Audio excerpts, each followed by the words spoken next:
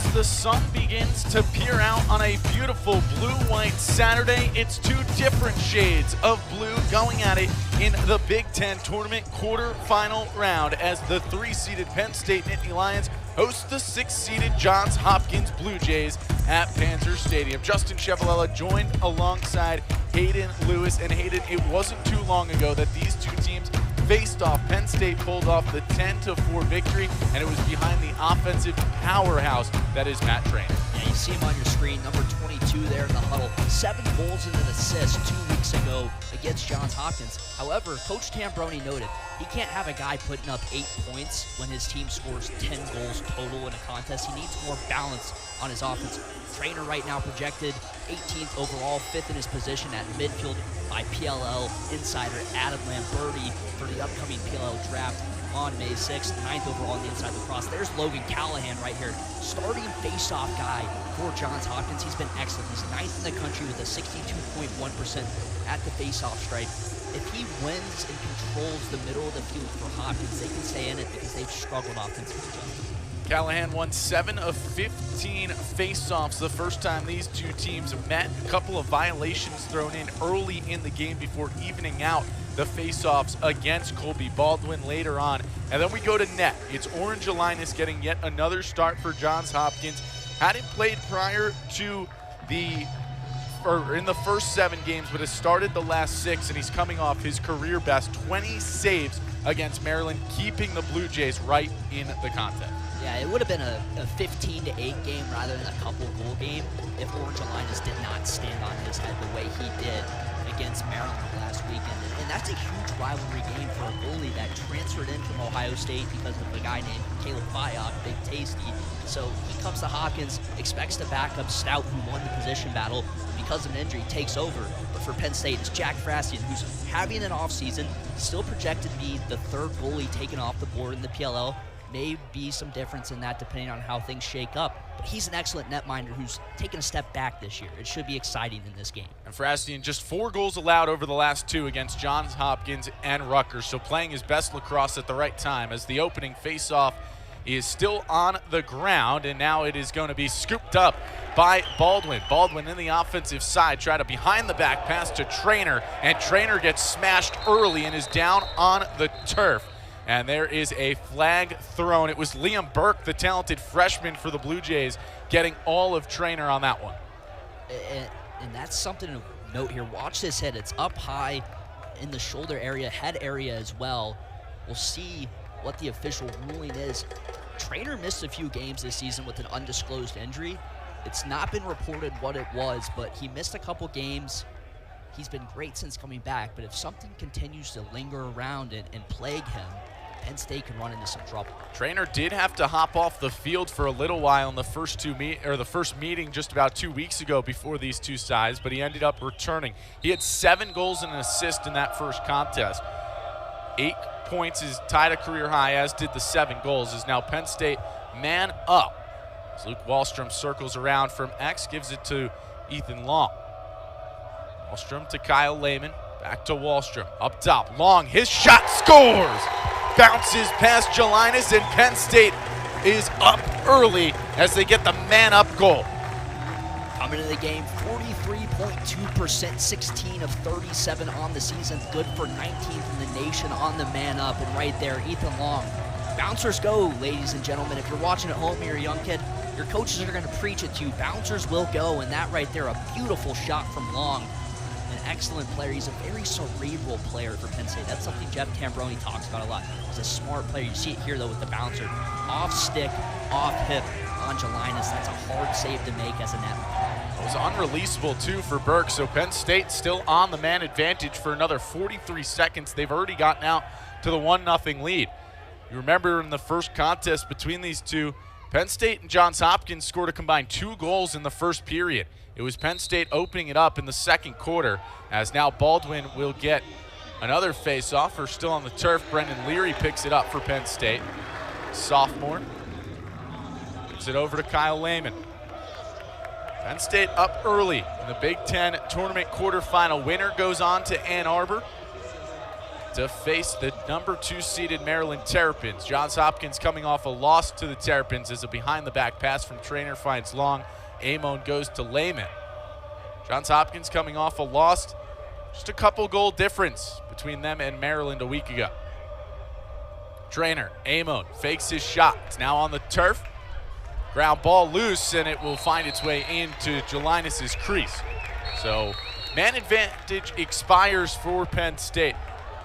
But the Nittany Lions do get the first goal, as now Johns Hopkins, who just scored 4 goals against Penn State the last time these two teams played, looks to get their offense going a lot earlier today. And Hayden, they've made some changes since the last time they faced. Yeah, big number 16, Matt Collison, playing down low at attack, played there last week against Maryland. He's an unbelievable player, a big-time box lacrosse background. He's very two-handed. He'll play on that left wing. He's left-hand dominant, but he can score inside, has a hammer outside, great dodger as well. They need it. Charlie Eiler with it, gives it to Hunter Chauvette. Now it's Chuck Rawson on the far side of the field. Back to Chauvette. Chauvette held quiet relatively against Penn State. A goal, one of the 4 for Hopkins. It's Eiler. Met by Kyle Aldridge, trying to dodge around him. Can't quite. Going to pass it up top. It's Brooks English. English back to Eiler. Kyle Aldridge wrapped all over him. Now switch defensively. Eiler makes a move. His shot save made by Frassian.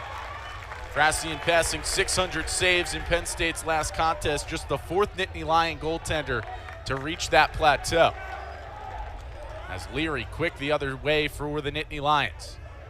Gives it off to Aldridge, now Lehman.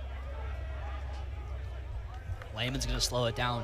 Last week early in the contest against Maryland, number 6 right here, Quentin Kilrain, a little early on a couple of slides, was consistent within the defense. It's trying to find a communicator with the new goalie and Jelinas coming in for half the season. They lost a communicator in Stout, so they're still really trying to find some organization back there. Ethan Long has it. Lion goal scorer. So they lead 1-0. Just 3 minutes gone by. Big Ten quarterfinal. It's Kyle Lehman met by Quentin Kilrain. Gives it off Long. His shot, that one ricochets high. Penn State closest to it. Luke Wallstrom backing it up. So Nittany Lions retain possession with 28 on the shot clock. Wallstrom finds his spot at X. Passes it up. Long to Amon. Amon had a sweep behind the back goal. These two teams met 2 weeks ago. Amon, his shot. That one saved by Jelinas. Going down to the knee to get it. Long pass out ahead. That one connects to Eric McDonald. McDonald into the attacking side. Now Smith, his shot. Save made Frassian. And he'll go the long pass. Pushing the pace, it's Liam Matthews. Matthews to Trainer. Scores! Behind the back for Matt Trainer. And his tear against the Blue Jays continues. And right there, you see it. Scott Smith comes all the way down the field in transition, rips a pull shot from about 15 out. That's 2-point range in the PLL. Easy save for Frassian. It was high to high, catches it right in his twig, and then immediately a great outlet. That's one thing coaches are looking for out of their goalies. Passes to the stick in transition, finds Matthews right away, and then look right here. Matthews delays just long enough to find Trainer far side. And when he has that much space, he loves to go with the magical touch at the end. He's like a spot shooter in the NBA. Think Dante DiVincenzo or another big-time three-point shooter. When he's hot, he's going to rip it from anywhere, and he can score in spurts. Again, 7 goals for Matt Trainer.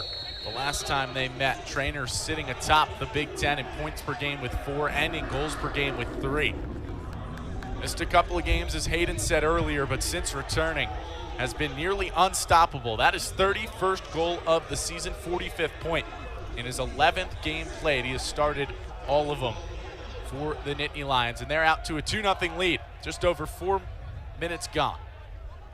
It's now Trainer, works from the far side. Gives it to Duraco. Duraco makes a move, pushes in on Jelinas, and will pass it back behind the net. Will Peden. Nice move that time, and Jelinas with the save as Peden taken to the ground after the shot. So Jelinas has had a back and forth start.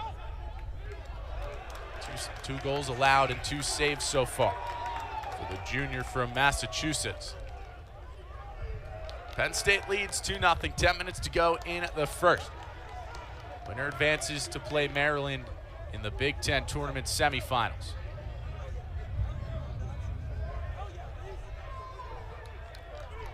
Hopkins attacking side, passing it off. Down low, it was Charlie Eiler. Now Dylan Bauer up top. Bauer pushes in. His shot scores! Dylan Bauer goes straight in on Frassian, and he's got Hopkins on the board with his 15th goal this season. Bauer's a very interesting player. He's a little bit undersized as an attackman, but he's super shifty, a very athletic player, and he does a great job of finding his spots on the field to capitalize. Right there, it just looks like Frassian guesses the wrong way. It's a great job dodging downhill onto Bartolomeo. Then Frassian thought maybe it's coming short side. He wanted the slide. You could tell him, you could see him talking to Kevin Parham there after that went by him. Where's the slide there? Why aren't you coming up the alley to meet that player and prevent that shot? Goals in now 11 straight for Dylan Bauer as the faceoff still on the ground, eventually picked up, getting attacked for it. Penn State comes away with it. Good aggressive play that time for the Nittany Lions as Lehman has it. See physicality so far early from both sides, but going back to Bauer, getting the first goal for the Blue Jays. This is a Blue Jays team that has really seeked some offensive production since Russell Melendez hasn't been in the lineup in a while, as Wallstrom finds Amon. Now Trainer, his shot, that one goes wide. Melendez has missed the last 5 games, and in that span, Hopkins 0-5 with a 7.6 goals per game clip. They were 6-1 with him, and they're still seeking to make up his production, and Dylan Bauer gets him on the board first. As Trainer, Erdy with a goal, makes a sweet dodge and behind the back again. This time, can't get on to Jelinas, but Trainer comes away with it. Tried to cause that turnover by Matt Trainer as now Long and Amon work for it. Penn State has matchups they like right now on the offensive side of the field. Trainer is not being guarded by Smith right now, so it won't be a surprise to see 22 get the ball back in his twig here shortly. Right now it's on the stick of 21. That's Luke Wallstrom. Quentin Kilrain on him. Wallstrom, Lehman on the near side. Now Lehman pushes in for a potential pass. Instead, Keppett circles around to X. 8 minutes to go in the first quarter. Penn State leads 2-1. A beautiful Saturday, University Park. As Lehman works around, shot scores! Kyle Lehman circles from X and gets his 17th goal this season, and Penn State with a 3-goal first period leads it 3-1. On that look right there. So Penn State they have so many guys who played attack in high school, running out of the box. Lehman's playing attack, but he gets switched onto the short stick defensive midfielder. So right away, they work the 2-man game with Matthews. It's an over pursuit down low from the other shorty, and then he just wraps back around and buries one short side on Jelinas. When those Penn State midfielders or even the attackmen see they have a shorty, they're told, go down low, we'll work a 2-man game, try and get you free coming uphill, up the hash. Violation this time on Baldwin, so Logan Callahan comes away with the face-off win. For Kyle Lehman, came off a 2-goal performance with an assist against Rutgers, and early on the board now is the sophomore from Ambler, Pennsylvania, as Johns Hopkins goes back to work. Got a goal there last time down here. Went off the stick of Dylan Bauer, and Blue Jays, Logan Callahan getting that face-off win, giving him possession. Big Ten second team honoree is Callahan. 8th best face-off percentage in the nation, as now Hopkins goes to work. Matt Collison sitting at 99 career points. Now pushes in a bit, but pushed back out by John King. Collison looking for the wraparound. His shot save made. Frassian. 3rd save of the contest for Jack Frassian. Johns Hopkins, Hayden, this offense looks a bit different. We talked about the changes, but generating more opportunities earlier in the game than they did the last time 2 weeks ago. And that's a take you really like from Collison. Maybe you want him to get a little higher inside the middle of the field there, work topside a little bit more because he's 6'4", he's 220 plus pounds. He's a big physical presence, and when he's on a shorty like that, he's just got to go and take that to the rack. He's got a big enough body. He can take on a guy like John King, pretend like he's Charles Barkley in the paint. Now Penn State's offense back at it. 3 goals, leading 3-1. Just under 6.5 minutes to go in the first. That shot. Save made Jelinas.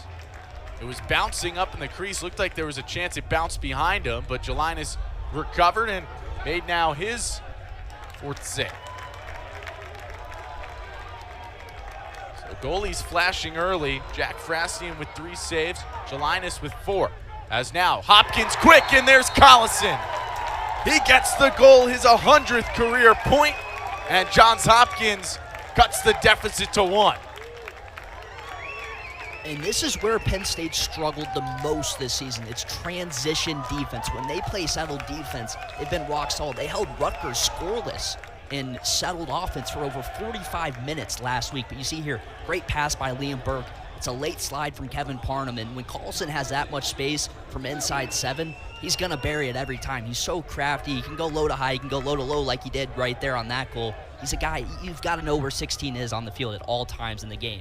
That's why Penn State's top pole, Alex Ross, is on him, but in that situation, slide away, you're forced to get a second guy there, and he has too much free space.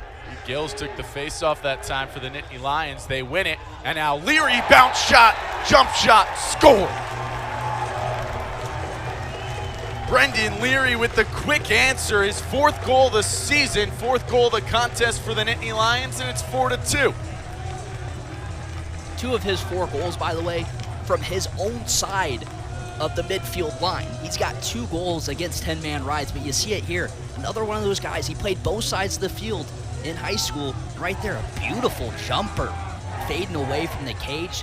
Nice little bounce shot. You see the crowd here at Panzer Stadium. They are certainly into it, a crowded Panzer Stadium that likely going to end up over at Beaver Stadium later today. As Colby Baldwin back in the face-off dot wins it for the Nittany Lions into the attacking side, and Matt Traynor will slow things down a little bit, makes a dodge around back into the attacking third for the Nittany Lions. So just as quick as Johns Hopkins gets their 2nd goal, Penn State answers 12 seconds of game time later with their 4th. They're doubling up the Blue Jays. It was Collison's 20th goal of the season, 100th career point. 69 of which have come off of goals, 31 assists. And now Brendan Leary, 4th goal this season. Ryan DeRocca, 35 to go on the shot clock. Carlson's got a lot of Eric Dobson in him, but I think he's an even better player. Dobson, a 2nd-round pick to the Chaos last year. Lehman gets shoved away, passes it off. Now Matthews, good dodge move. Matthews, shot, save made Jelinas. Matthews gets right onto Jelinas, and he answers. Another one of those crafty Canadian guys that grew up playing box lacrosse. Matthews only has a left hand, and he's even come out and said it. I don't have a right, I stick to that left, so he's going to do anything he can to get that left hand free. It was a great move there with the split, but couldn't get it done. Penn State looks like they went offsides. There is a flag down. It's not 100% offside, but that's what would make most sense. I didn't see it when it happened. Liam Burke has the ball, got the assist on that Collison goal. It was the 1st assist of the season for the freshman in Burke. Getting the honor of the 19 number for Johns Hopkins this season. As Collison, fresh off that career milestone, has it on the far side. Signals for Eric Chick to come set a screen. Now Collison, flag still down, looks for a centering pass. It doesn't connect, and now as that ball goes out, we get word on what the flag is. 3:40 to go in this first quarter. Penn State leading 4-2 in the Big Ten tournament quarterfinal. We're going to see a lot of that pick action for Carlson because Alex Ross is such a physical defender down low and wants to get into the body. He loves to engage the body of the player he's marking in a contest. Hopkins is going to have to use those screens to free up Carlson throughout the contest. Now man up are the Blue Jays. Just 30 seconds that time. Chuck Rawson finds Chauvette, and Chauvette finds the net. Hunter Chauvette with his 22nd goal of the season. Third goal of the game for Hopkins, and it's 4-3. The penalty was an offsides on Ryan DeRocco, hence the 30-second technical foul, giving Hopkins the man up. And you can't let one of the smoothest strokes in college lacrosse have that much space because he's going to pin a corner. And right there, Penn State learned that the hard way. Hunter Chauvette kind of has a similar left-handed release to Mac O'Keefe, who's the Penn State all-time leader in goals, was the NCAA leader until last year when Peyton Cormier broke that record. And now C.J. Kirsch, the projected #1 overall pick, may break that record by 20 goals. So that tells you where the sport of lacrosse is as it continues to grow and develop at all levels. I was going to say, Hayden, one of the notes you gave me on Hunter Chauvette was left-handed, wants to rip. Mac O'Keefe shooting style, and that certainly came through there, that left-handed rip. Nets the third goal of the game for the Blue Jays. It's 4-3. Much more action-packed first quarter of action here in the second meeting of 2025 between the Blue Jays and Nittany Lions. Jack Amon with it, circles around, feeds up top Wallstrom. Now to Ethan Long. Got the first goal of what has been a 7-goal first quarter. Still plenty of time. 2:50 to go. Lehman circles around. That shot got blocked by Jelinas, and now a good play by Long, not allowing Quentin Kilrain's pass to connect. Kilrain made up for it. And the offensive side now, Hopkins, a chance to tie on this possession.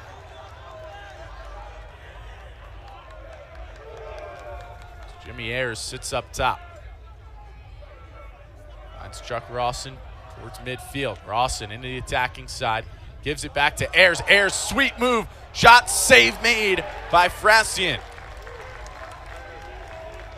Used his legs that time. A little kick save action from Jack Frassian.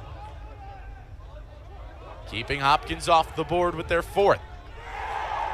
Now Mac Hobbs loses it midfield. Good play that time on the far side, but who else but Matt Collison. Cardinal sin committed there by Penn State, clearing box side. You're gonna get punished. And these are two teams both in the top 10 in clearing percentage on the season in the country. So it's an uncharacteristic error from the Nittany Lions there. And now Mac Hobbs is hung out on Jimmy Ayers, who's one of the fastest players on this Hopkins team. Just saw Jimmy Ayers make a nice move last time he had it. Rawson finds Eiler. Back up to Chuck Rawson. Hunter Chauvette held off the board against Penn State last time. Got the third goal this time for Johns Hopkins. Has only been held pointless in 2 games this season. As Chauvette back with it on his stick, Brendan Leary meets him. Forces him further out towards the alley. Now Bauer. Kyle Aldridge on him. Bauer. Top Rawson. Stick that time from Parnham. Diverts Rawson from his original plan. Jimmy Ayers. Ayers circling around. Now up top. Rawson. His shot squeaks by. Chuck Rawson ties the game at 4. His 12th goal of his sophomore campaign, and he was able to squeak that one just through the iron and Frassian. One of the biggest issues with the Hopkins offense this season without Russell Melendez has been a lack of guys cutting through the box and causing disruptions on the defense. You see a cut there from Carlson. There were cuts all over the field. Rawson gets lost outside around the perimeter, cutting from right to left across the top of the box. Aldridge late to slide, and that's why he's able to catch and shoot. Frassian's not happy he didn't make that save. He thought he should have had it. When that ball went in, past him in the net, it came back out, and he chucked it away. He was not happy with himself. 4-4 with 40 seconds to go as faceoff goes the way of Penn State. King gives it to Lehman. Lehman will slow things down. Penn State possibly holding for the final shot of the quarter. The Lions have 12 shots, 9 of which have gotten on net, 4 of which have gone by Oren Jelinas, but Jelinas, coming off his 20-save performance against Maryland, has 5. Lehman pushes through. Now Wallstrom. Wallstrom, Trainer spins around, he scores! Matt Trainer with his second goal of the contest, spinning dodge that time, and the Nittany Lions take a 5-4 lead with just 3 seconds left in the quarter. One word Jeff Tambroni uses to describe Matt Trainer week after week: confidence. And you see it right here. That's composure, but it's also confidence to know I've got a short stick defensive midfielder in Jack Monfort on my hip right now. I can roll off of him. Then I'll throw a fake because I don't feel a slide coming. I trust myself to also throw a fake and soak a hit and still score a goal, because that's all he's done for 4 years for Penn State. Final faceoff goes the way of Baldwin. Will look good in the stats, but Nittany Lions didn't have enough time to get anything through. Penn State leads 5-4 at the end of the first.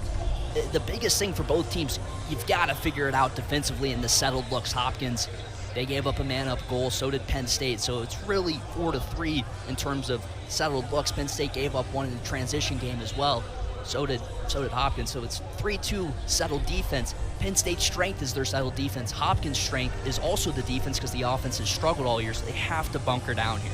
Matt Trainer with his second goal of the contest gives Penn State a 5-4 lead as we head to a break here on Big 10 Plus.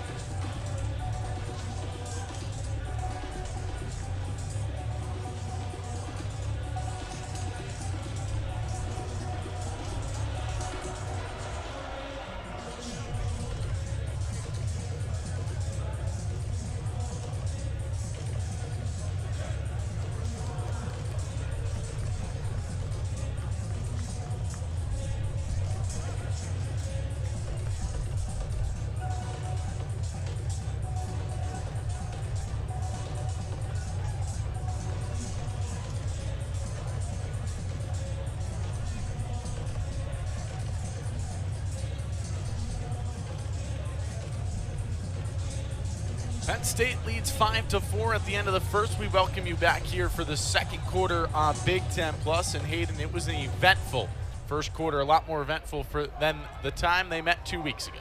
Absolutely. For Penn State, it's been Trainer again. He's got 2 goals and an assist. And for Johns Hopkins, it's been a balanced offense. The bulk of it's run through Matt Carlson. He's been generating a lot of looks for them because he's such a mismatch down low. Johns Hopkins heading left to right now across your screen. Their black road uniforms, white numbers, blue accents. So they look to tie this one up. They've had a lot of success against Penn State in this Big Ten tournament. Faced them 4 times. Lead it 3-1 when they play in postseason action. As Rawson, fresh off his goal, gives it to Bauer. Bauer, quick shot, score. And tied right back up is Dylan Bauer with his 16th goal of the season, his second of the contest. Good looking possession that time for the Blue Jays. It's an unbelievable skip across the entire defense there to Bauer. Great feed by Rawson. You see it there. Penn State over pursues the strong side of the field where the ball is. Bauer recognizes it, gets open off ball, catch and release, an excellent shot to bounce it by Frazzi. And he's a guy that's 19th ranked at his position for the PLL. A guy that probably won't be drafted, but he may hear his name, may get a phone call, go to training camp. Every team can roster 30 for training camp ahead of the season. He could find his way onto a team out of the box or down low. Face-off this time goes the way of Colby Baldwin and the Nittany Lions in a freshly tied game quickly into the second quarter of action. And we said Hopkins leads 3-1 in the tournament. Last time they met in the Big Ten tournament back in 2022, Hopkins doubled the score of Penn State, winning 16-8. Meeting before that, they won 15-7 in the tournament. And of course, an overtime game back in 2019, one of the best games that Penn State played against Hopkins, 18-17, the final on a neutral field. Laying up another one of those close games so far in this contest. Hopkins is also the only team to almost run the table as the 6th seed in the Big Ten tournament. Last time they were the 6th seed, 2021. They beat Penn State that year, and then they also beat Rutgers before they fell to Maryland in the championship game. That year, Maryland won the NCAA tournament. They were a wagon, so they've been here before. Had a lot of success against the Nittany Lions, too, as they're into the offensive side. Blue Jays lead the all-time series 14-6. It's down low with it. Hopkins shot misses that time, coming off the stick of Charlie Eiler. Obviously, the last meeting went the way of the Nittany Lions. They've kind of split the last couple. Penn State's won the last two here at Panzer Stadium.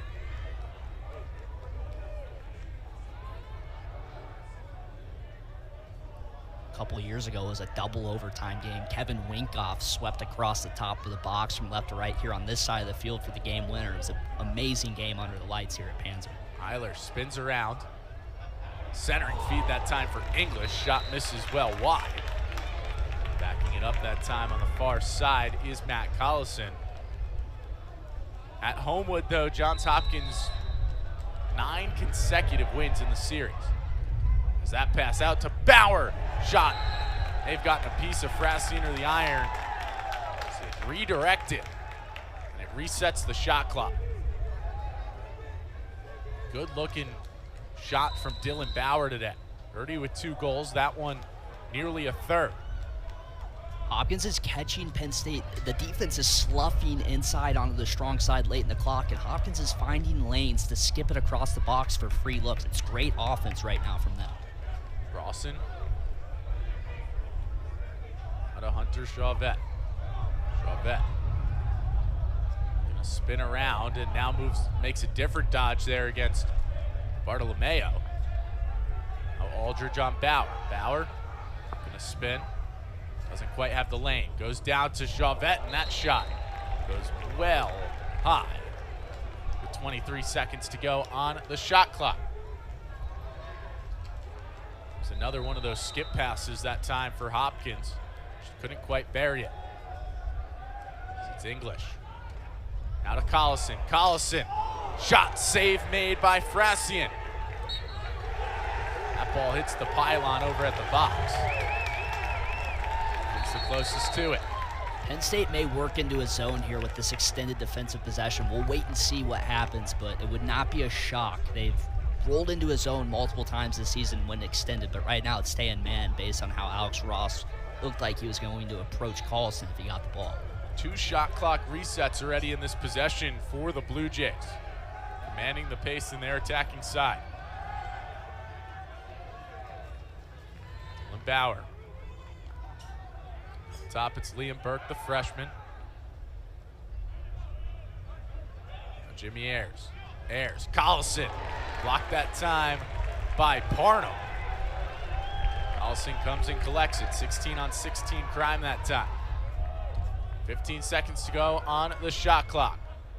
Up top, Burke finds the feed down low, and Hopkins takes the lead. It's Eric Chick right out in front. 7th goal of the sophomore season for Eric Chick, and the Blue Jays lead 6-5 with just under 11 minutes to go in the first half. And it's another occasion where Penn State loses itself in the slide game. It loses itself defensively. No 2-slide comes down low to Chick, who is operating in the middle. You just see him work off the post. Aldridge there comes to the middle of the field expecting a pass or a dodge inside. as a hot man, as a guy that's supposed to slide there to help, leaves his guy alone on the side of the crease there, and there's no communication. Parnham late from the other side of the field on the coma. It's a free goal for Chick. This Hopkins offense is looking unbelievable, something they haven't had all season long. Definitely have not had since Russell Melendez left with the injury. They had another good performance last week against Maryland, keeping it close there. Linus on the defensive side helped out an offense that was able to tally 8 goals, coming off of just a 4-goal performance against the Nittany Lions. 14 goals combined in that contest. We already have 11 combined goals in this first half, and there's still 10 minutes and 20 seconds to go. And what we're seeing today defensively from Penn State is what's kind of plagued Jack Frasian's season. Alex Ross last week after the win talked about how this defense, they feel like they've given up too many freebies against Frasian, shots that aren't savable for a netminder, and they're taking full responsibility for his numbers not being as high as where they usually are. It's 2 back-to-back really good performances for Jack Frasian, as now Eiler, coming from X, is met by Parnham. Goes up top, Chauvet, his shot save made, and it ricochets all the way out of play. Frasian last week against Rutgers, 4 goals allowed on 13 saves. And there it is again. O'Connor sloughs a little too far inside. They skip it all the way through the box again, and it's a long shot from a guy that's got a howitzer from the outside. That one didn't get Frasian, got past him and ended up hitting the post, and that's what led to the ricochet, as a timeout is called here with 9:33 to go in the second quarter. It's Johns Hopkins leading Penn State 6-5 here on Big 10 Plus.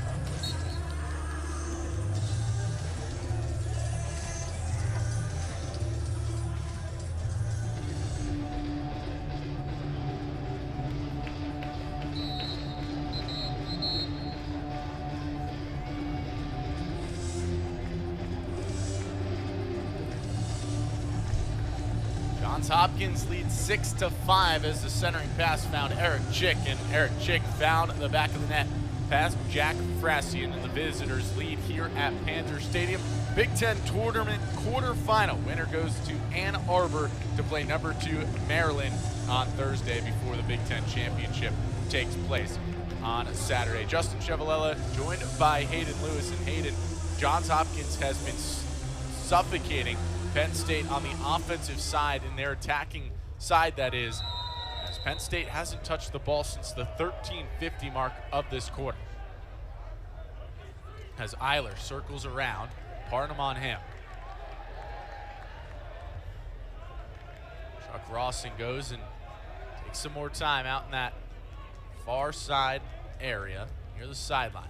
Looked for the centering feed to Bauer, a stick on it, and Penn State going the other way with it. Brendan Leary, the one to cause that turnover, streaks down the field, and his bounce shot misses, but Liam Matthews there to back it up. And that deflection on the pass was actually made by Leary, and then he went on the punt return, one man clear. Unfortunate there to not get a clean shot off for his sake. Would have been his second if he scored in this contest. So Penn State now with possession, just the second time in the quarter that you can say the Nittany Lions have been able to set up on their attacking side. It's Ethan Long with the lone shot, or now there's 2 shots as a flag flies. Looked like high contact that time on Ethan Long. So Matt Trainer will backpedal. The Nittany Lions, who are about to go man up. Luke Wallstrom, far side of the field. Finds a pass to Lehman, and Lehman's shot goes high. And 8:27 to go in the second. We get a stoppage for the flag. It's a cross-check to that head neck area. That's when there's some conversation. If it's incidental, it'll be 1 minute. If it's, they're going to take a look at it. The referee just made the review signal. So if it's incidental contact, it's 1 minute, non-releasable. 2 minutes if it's purposeful. But you see it there. It's shoulder first, rolls his way up. Not a terrible check there from Martin. And then it's just an unfortunate bounce. We'll see. They're putting it up as a minute, so he should be fine. It's 1 minute releasable penalty. Penn State scores. He's back on the field. If it was on purpose and it was forceful, it could have been upwards of 2 to 3 minutes, depending on what the refs saw. So Long Island native heads to the box for Johns Hopkins, and the Nittany Lions already with a man-up goal, looking for a second. Long finds Matthews, save made Jelinas, and there's a battle for the ground ball, and there was a crease violation for the Nittany Lions. I believe Kyle Lehman was just about to pick it up, but stepped in. So big save by Jelinas there on the man advantage for the Nittany Lions. Still man up for another 30 seconds, but possession in favor right now of the Blue Jays as Quentin Kilrain brings it past the midfield line. His pass originally missed, but it's eventually picked up by Tyler I. Just playing with it in the midfield are the Blue Jays, waiting for the final 10 seconds now of the man up for Penn State to expire. Just staying in that time, Matt Collison. Pass right on that sideline.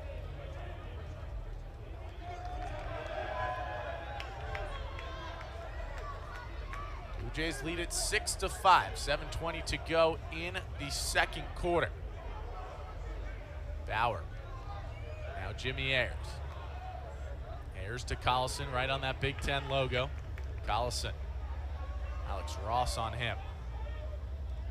Circles it. Now it's Burke. Burke, his pass goes well too high. It's going to be picked up by Matt Trainer. Ground ball scooped up that time for number 22, and now Trainer. He finds Aldridge. Aldridge, his shot, save made Jelinas. And Jelinas will push the pace out to midfield with it. Patrick Deans. Deans slows things down. And now Collison. So Oren Jelinas answering the call here for the Blue Jays. Mark that as 8th save of the contest, and coming off of 20. 8-12 against Penn State 14 days ago. Chuck Rawson finds Hunter Chauvet. Now Bauer. It's been a lot of attacking zone time for Johns Hopkins as Bauer's shot goes wide of Frassia. 6 minutes to go. 6:01 to be precise. Right there again. Two slide was John King. His man was Dylan Bauer. He sloughed off him a bit. Bauer got free. Just unfortunately, he couldn't put it in the back of the net. He had the time and space to do so, though. Collison to Rawson. Chuck Rawson, the sophomore from Ontario. Hands it off to Collison. Ontario to Ontario is now Bauer. Utah native. Throws it back up to Rawson. Now it's Brooks English looking to make a move around John King. Can't quite. Back pedals, gets it down low to Bauer. Ross knocks that one free from Bauer, picks up the ground ball. And now finds John King.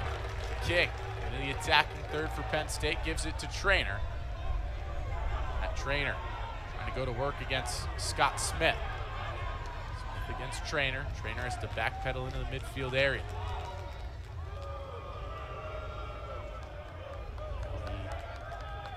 Jack Amo, Rutgers transfer. It's to Luke Wallstrom. Lehman. It's a screen set for him. But Quentin Kilrain came and made up for it. So now Lehman. Back behind the net. Lehman. 33 to go on the shot clock.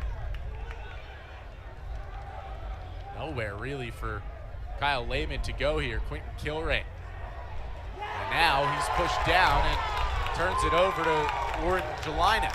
That was just great defense there from Hopkins. Kilrain, the sophomore out of the Lawrenceville school. Freshman year was at Culver Academy, left with John Posner when Posner took the job at Lawrenceville. And 5 other guys from Lawrenceville on this Hopkins squad. It's a top 5 program in the country most years now that Posner's there.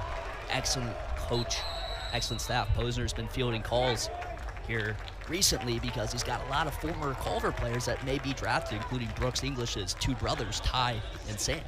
Penn State has possession and a timeout called after the turnover goes the way of the Nittany Lions. Hopkins leads it 6-5 as we head to another break. Big Ten tournament quarterfinal here on Big Ten Plus.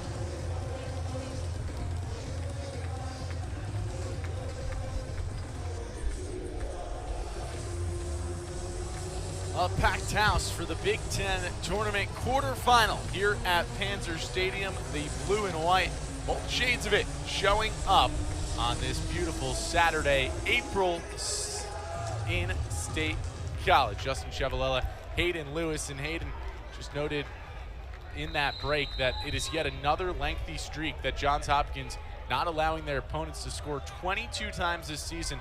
They have held opponents scoreless for 10-plus minutes. You can mark it now 23 with this current scoreless stretch for the Nittany Lions that Matt Traynor looks to end, but a good recovery that time from Quentin Kilrain negates that chance for Penn State.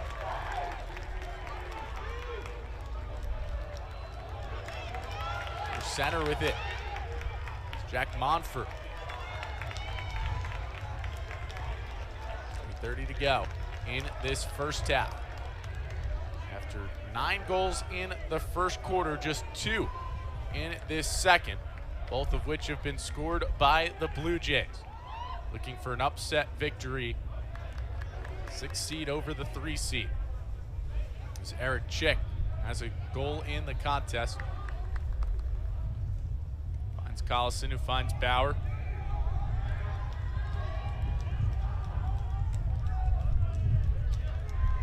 Now Chick. Talk about that lengthy scoring stretch, that drought for Penn State. A lot of it has been spent down here in their attacking side. As Chick meets King, ball free, picked up by Chick. A lot of contact. It's a hold on King, resets the clock. Resets it back up to 60, so even more time for the Blue Jays to use in their favor. Collison against Ross, tried a shot that was really never had a chance because of how close Ross was to him, and good hustle that time on the far sideline gives Penn State the possession. That's a juice play there from Ryan O'Connor. That's something that can shift the momentum in a quarter where everything's seemingly gone wrong and against you if you're Penn State. That's a huge run out that he just won right there. Brendan Leary. Leary gives it to Long. Long to Lehman. It's Long that scored the first goal of this contest relatively quick into that first quarter. Man up. A player we haven't seen all day is Hunter Aquino. Big Ten Freshman of the Year. all Big Ten freshman team. He's a guy that could be an All-American at the end of the season. He hasn't played. He's got a leg sleeve on his right leg, missed a ton of practice early in the Big Ten season because of an injury, but has played in every game. Lehman to Amon, and Amon buries it to tie up the contest. Jack Amon gets the tally, and the Nittany Lions break their scoreless drought. 18th goal of the season. Lone season here in Happy Valley for Amon. Great job by Lehman getting into the stick of Kilrain, and Amon just beats his guy. It's a perfect pass from Lehman, and Amon right there. Interesting fall there. He's battled lower body injuries in the past. Seems fine, but it's a huge one for Penn State. It starts with the O'Connor runout, though. O'Connor wins a runout, ensuing offensive possession for Penn State. They score a goal. It's the little momentum plays that can really turn the tide here in the playoffs. First goal for the Nittany Lions since 3 seconds left in the first is now Baldwin, wins the faceoff, takes it himself, and that one hits off the top iron. Good strip that time now as Hopkins was looking to clear. Penn State suffocating right now. We talk about that Ryan O'Connor play, and that has certainly rejuvenated the Nittany Lions and their fans. And now with 1:15 to go, they can hold till just about when they scored at the end of the first quarter as well. Yeah, 3-second difference here in the shot and game clock. Penn State will likely elect to wait and drain it down to about 25 seconds on the shot clock, maybe a little bit more before they get into their look. Now it's Long just sitting right in front of the Hopkins bench, in front of Pete Milliman's squad, and in his 5th season with the Blue Jays, for some more Big Ten tournament success. So tied right now with Jeff Tambroni's squad. Long continues to wait as the game clock's down to 30 seconds, shot clock down to 27. Long now goes to make a move. Long, skip pass over to Amon. Amon scoops it off the ground. Back out there is good play that time from Scott Smith, but a timeout called for the Nittany Lions while they still had possession.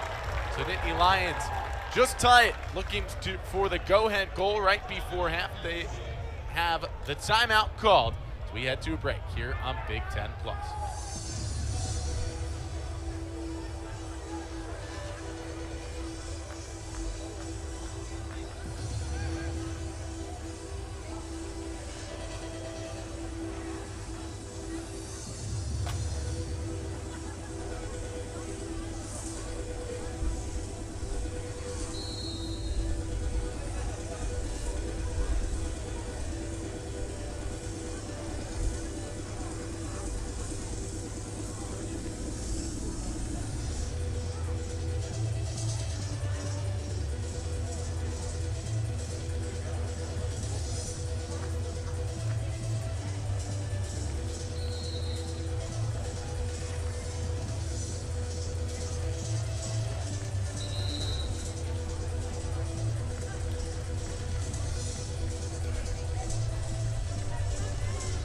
Back at Panzer Stadium, 6-6, and it was oh so close to being 7-6.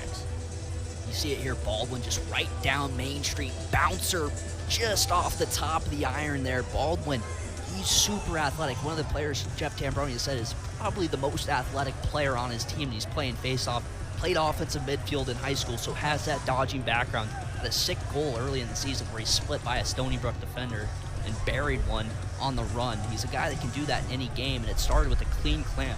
The refs here today, they've done an excellent job with the cadence on the face-off. New face-off rules this year have kind of helped Baldwin have a meteoric rise because that's how he trained throughout his high school days.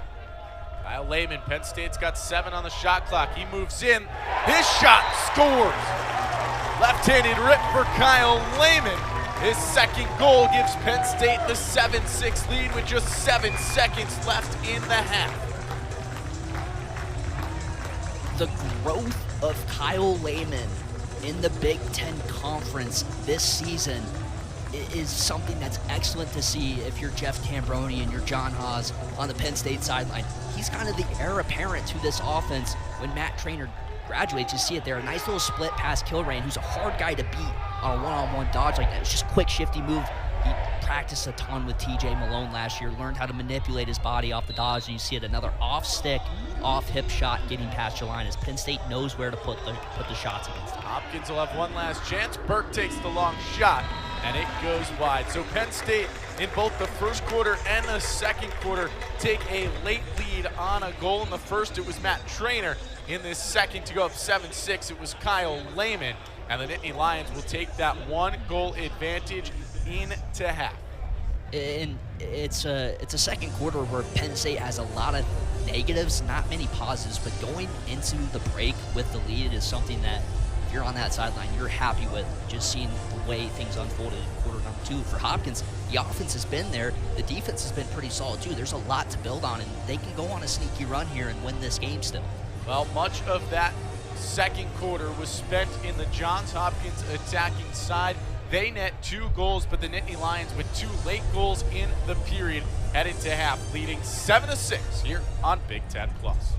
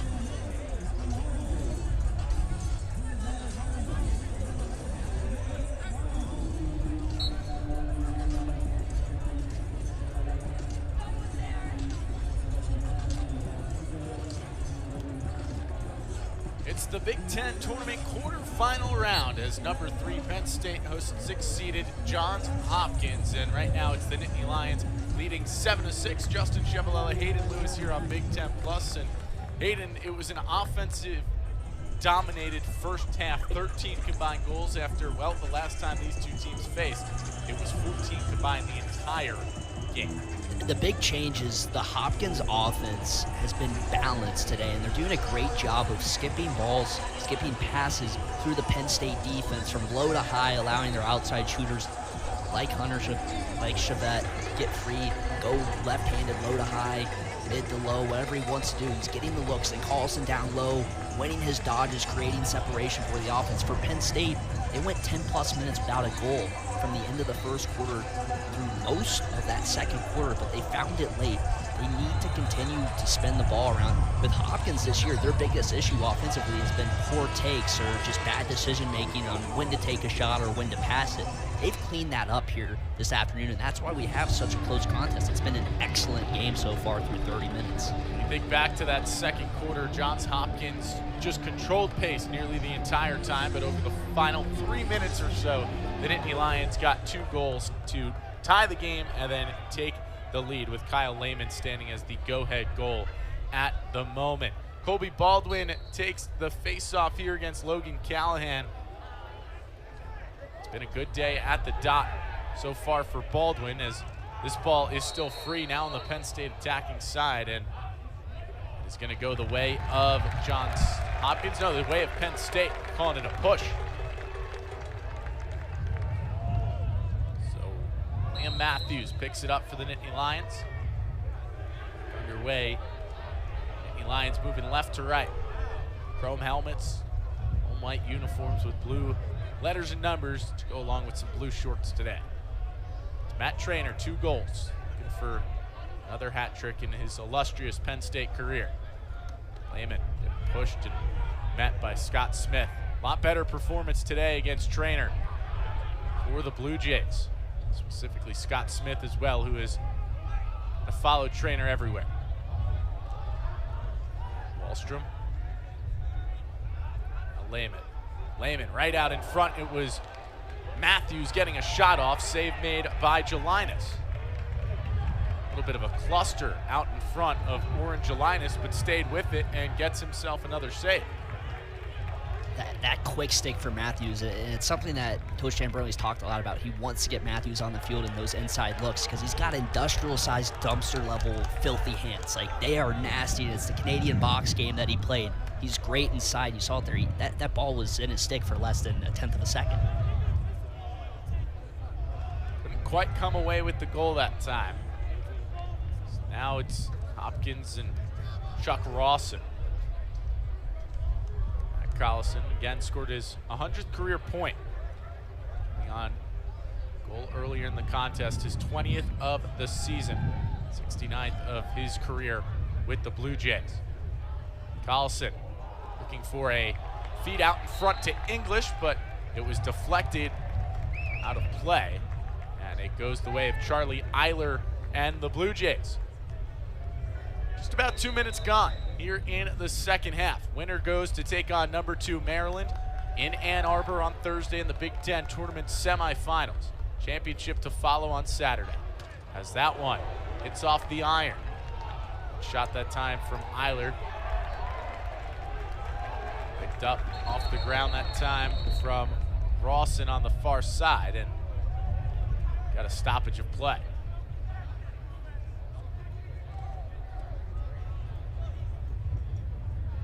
Referees heading over to the table. Not exactly sure. This could be shot clock related. It is. So they will not reset. It did not get the iron or Frasian. So just 9 seconds left on the shot clock here for Johns Hopkins. Chuck Rawson met by Kyle Aldridge. Tough physical battle all day, behind the back pass, just looking for something, and never got on to Brooks English. And a push, though, called against the Nittany Lions.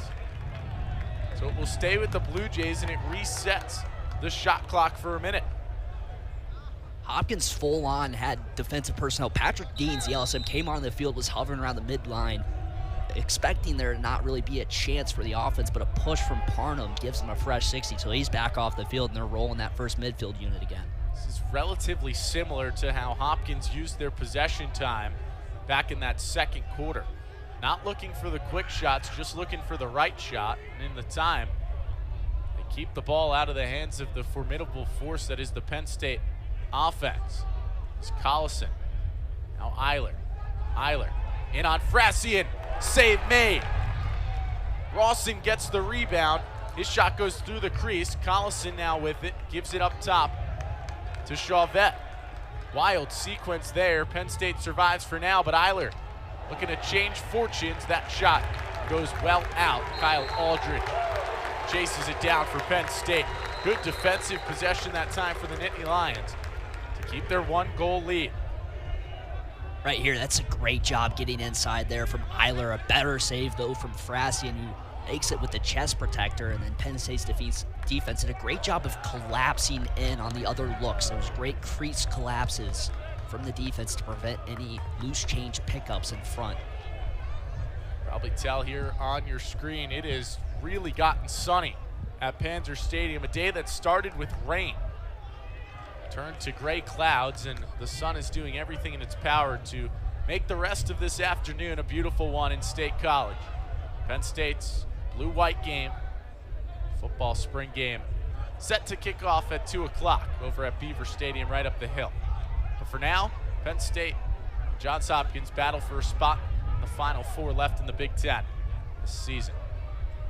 Nittany Lions finished 9-3 overall in the regular season, 3-2 in conference play. Hopkins 6-7, didn't pick up a win in their 5 tries in Big Ten play.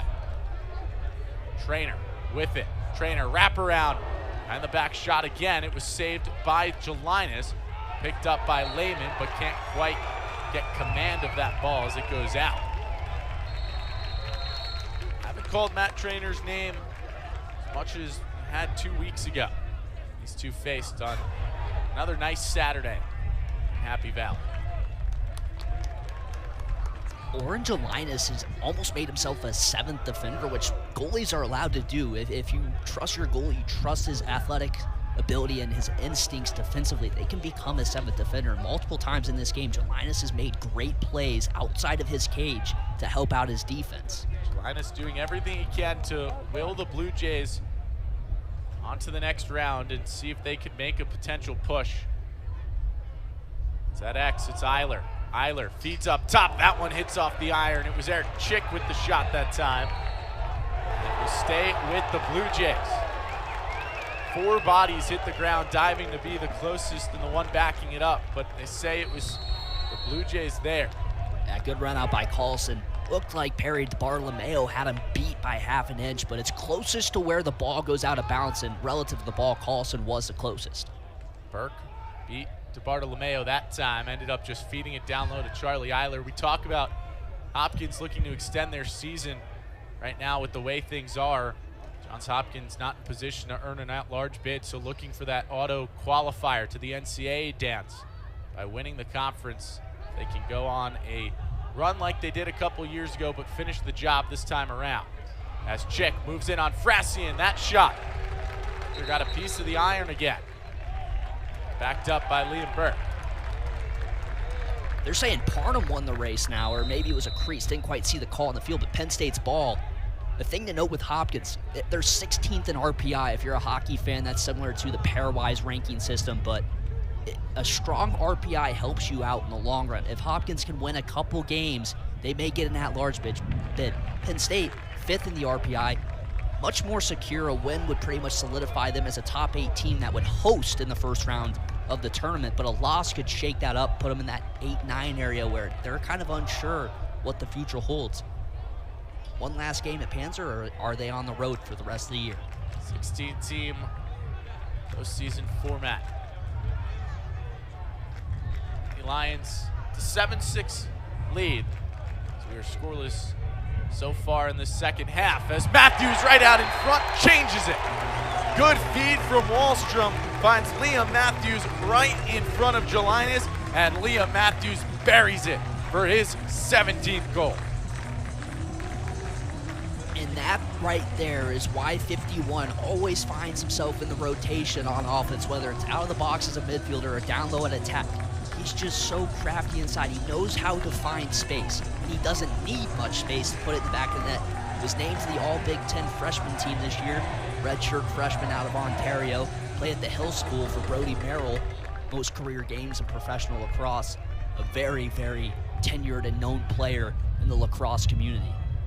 So Nittany Lions get the first goal of the second half. They've got a 2-goal advantage. The Big Ten tournament quarterfinal at Panzer Stadium. Violation that time on Colby Baldwin, so Johns Hopkins gets possession.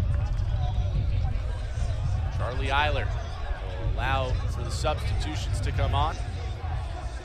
Gives it to one of them in Dylan Bauer.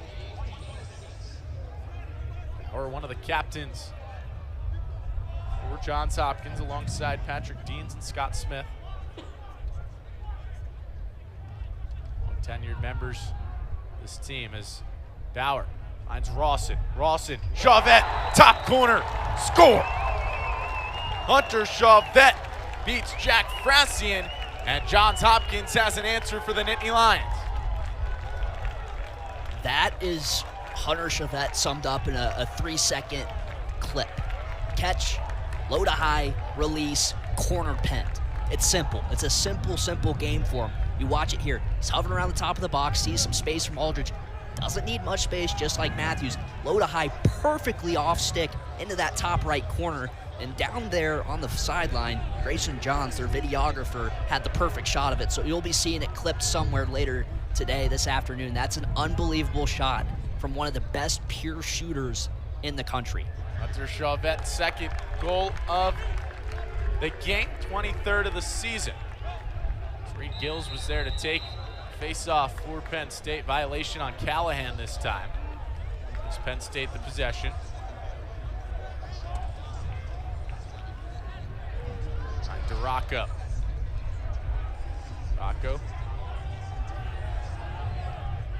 Rocco makes a move. Looking for the pass here. Kyle Lehman. Quentin Kilrain on him. Lehman sends his man to the ground, and he gets the goal to go with it. Kyle Lehman with the quarterfinal hat trick, and the Nittany Lions extend their lead right back up to 2. 5-star recruit coming out of high school, was number 7 overall. At one point, was listed inside the top 10 for most of the time in his tenure in that recruiting class. Kyle Lehman's a guy that has slowly continued to get better as he steps on the field. Game after game, you're seeing a growth right there to Chico. Unfortunate. Trip on your own feet, taking the pick, trying to get around it. But there, again, Penn State, once they're top players against those shorties, then they're going to take advantage when they can. Faceoff found its way to Matt and Trainer. The Lions lead by 2 with 7 minutes to go. As their athletic director, Pat Kraft, watches on from their sideline. Gotta be happy with what this Nittany Lion lacrosse team has been able to do. Lehman, right off his 3rd goal. It's Wallstrom, now long with a lot of space, and the shot goes high. We have Matthews there to back it up for the Nittany Lions. Not the first time Penn State and Johns Hopkins have met in the Big Ten tournament. And I don't just mean in history, I mean this year, as it was the Johns Hopkins women's lacrosse team getting the best of the Nittany Lions women's lacrosse team earlier this week. Moving on to the semifinals, where they took a tough loss last night against Northwestern, lost by just 1 goal to the powerhouse of women's lacrosse. Penn State men's lacrosse right now in the lead. Tell you right now, women's lacrosse, watch out for the Humphrey sisters on UNC, and then also Boston College, a wagon once again this year. Those are 2 teams out of the ACC that I think could go all the way. Should be a fun end to the women's lacrosse season as well as the men's lacrosse season, as Trainer shot kind of weakly put on to Jelinas. Good strong defense made that a weak shot. It's Scott Smith again, who's been excellent. He's a guy, him and Trainer are 2 players where they're hovering around on draft boards from Paul Carcaterra and Adam Lamberti, where they could both, one of the 2, go to the Utah Archers, where Penn State legends Grant Ament and Matt O'Keefe are currently. Trainer pairing up with those guys as a spot shooter would get a lot of feeds from Ament, but Smith, an unbelievable pull. He's very physical, very strong, and that rep got right into the wrist area of Trainer, which is his strength when he shoots. He's got real snappy wrists, which allow him to get so much power on the shot. Now the Blue Jays for an answer, trailing by 2. 5:21 to go in this 3rd quarter. Allison finds Chauvette, couldn't rip it right away, passed it off to Brooks English. English, his pass to Rawson was on the ground. Rawson got there before King could. Now up top with it, Chauvette. Bauer. Bauer, spin dodge that time, but quickly met by the second line of defense in Brendan Leary. Leary gives Bauer a shove. Looking for the pass. It finds a man, but couldn't control it, was English, and heading the other way with it, Bill Costin. Costin gives it to Trainer. Trainer, pass across to King. King to Lehman. Kyle Lehman will settle things down as Quentin Kilrain took away his lane. Been a really nice start to the career of Quentin Kilrain, the sophomore from Virginia, another Lawrenceville guy. His footwork, it's unbelievable. And as a lefty, he really just dominates that side of the field for the Blue Jays. Started last year, locked down TJ Malone at Homewood. Now Peden in on Jelinas, and he gets a goal. Will Peden just unabated right to the net. 5th goal of the season for the senior, and Penn State's leads up to 3. They worked right by Colhoun, just right down the alley, gets underneath the close checking short stick defensive midfielder. Hands were free for days there and puts it right by Jelinas. You see it here again in the replay. Just works right downhill with that right hand, beats his man off the speed dodge, and Jelinas has to guess, is he going far side, is he going short side? Jelinas guesses wrong, it's off stick right by his ear. Penn State 3-goal lead, and they have all the juice here. Largest lead of the contest for the Nittany Lions. They lead it 10-7 with 4:11 to go. Timeout on the field. We'll return here on Big Ten Plus.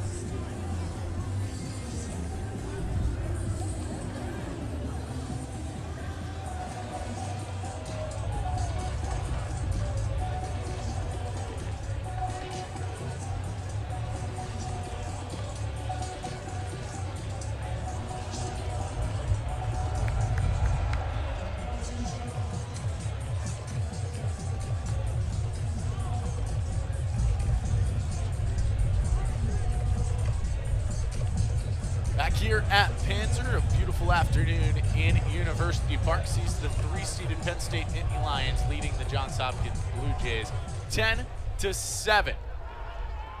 For just a third of the third quarter left. 4:11 to go as Baldwin and Callahan set up. Been a battle there at the face-off dot that Baldwin has controlled. Has won 11 of the 17 that he's taken. Callahan has won just 5 of the 16 he has. Baldwin came into the day 18th in the nation in face-off percentage at 57.5. Callahan 8th best in the nation at 62.1. And it's another one that goes in favor of the Nittany Lions, or rather Hopkins comes and grabs it off the turf. Callahan want to pick up the ground ball. He turns it over. Good play, Aldridge. Aldridge finds Lehman. Lehman back to Aldridge. Aldridge spins, stops. Late whistle here. It's going to be a foul on Baldwin, I believe, for the hit on Callahan. It's a very late whistle, so you'll see it here. Opening face-off. It's a great ground ball by Luca DiBartolomeo right here. Picks it up out of midair. Then Smith checks that free, picked back up by Callahan. Great help from Costin from the restraining box, and you see Parnham, everybody else in, but it's that hit right there. Draws the flag. May have been offsides as well. There were a few too many bodies over.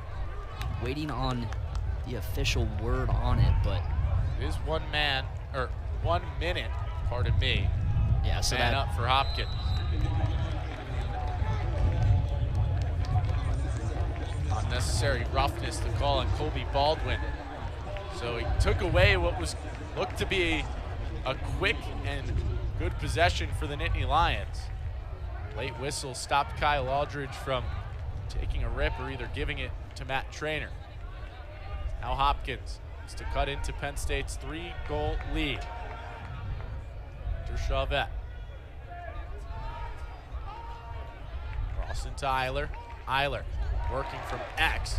Passed up to Eric Chick. There was a stick in the way that time from Ryan O'Connor.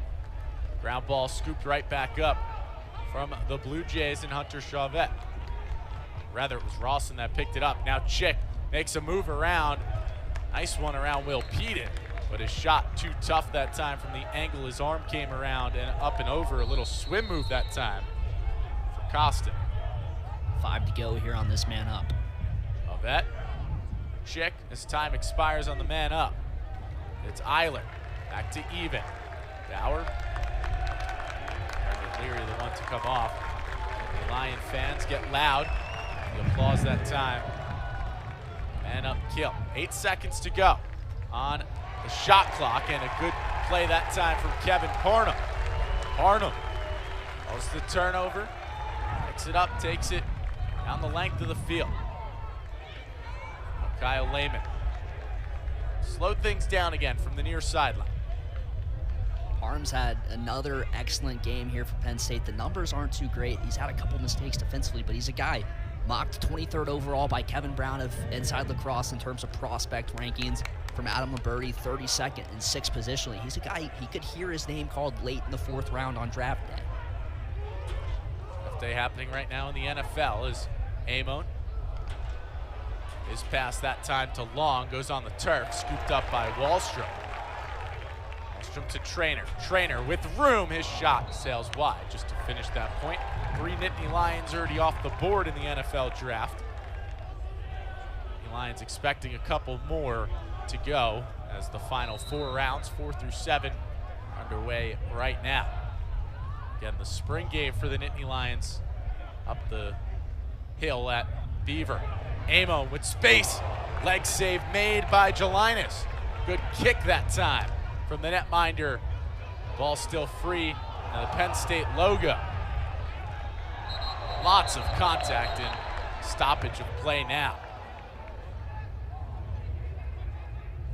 It's going to be Penn State's ball. Yeah, it's a procedure call there on Hopkins. Resets the clock as well. You see it.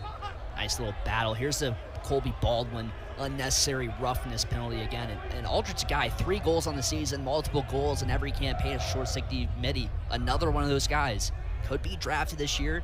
Most likely won't be. Aldridge's the 6th ranked short stick D midi in this year's class. A few teams looking for defensive midfielders.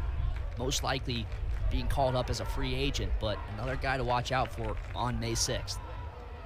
Showed that Baldwin hit right after talking about the NFL. That would be a linebacker coach's dream if your linebackers are tackling like that. It's now Long.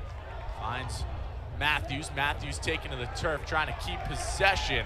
Still a battle for it. Lehman will pick up the ground ball for the Nittany Lions. 15 on the shot clock. Gives it to Matthews. Matthews up top. Amon. His shot scores! Jack Amon nets his 2nd of the contest, and Penn State is starting to pull away. It's a 4-goal advantage late in the 3rd. Kept that one on the ground. And it's Lehman and Matthews going to work again. They've been working the 2-man game down low on this lefty wing all day. Matthews gets the feed from Lehman, then works it up top. Another bouncer working by Warren Jelinas. Off stick, off hip again. That's where to beat Jelinas. Penn State's looking to shoot it off his left hip because his stick side is the right-handed side. He's a right-handed netminder, so they know where they want to put this ball past him. It's whether or not they hit their spots. And that's part of the reason why they have 3 losses on the season. Bad shooting. And they've talked about it. Ohio State, Caleb Fyock's going to steal a few a game. Coach Tambroni noted it, but they didn't think they shot the ball well. Against Princeton, 22 saves in that game for their netminder. It was another game where Penn State thought they had a ton of great looks. They just didn't shoot it well. Right now their shots have them 4-goal advantage, though 12 have been saved. This Long's bounce shot that time goes wide, 8.7 left here in the 3rd quarter. Lehman restarts it for the Nittany Lions, gets a screen that time from King. Lehman finds Matthews behind the back, can't put it in, and there's 2.2 left as King picks it up. Gonna need something quick, but nothing out in front as he was looking for the pass to Matt Trainer, and the period expires with the Nittany Lions humming. Hayden, they've got a 4-goal advantage. Almost 5 off the around the world there for Matthews. Unbelievable inside. 3-seeded Penn State leads 6-seeded Johns Hopkins 11-7 as we head to the fourth quarter in the Big Ten tournament quarterfinal matchup here on Big Ten Plus.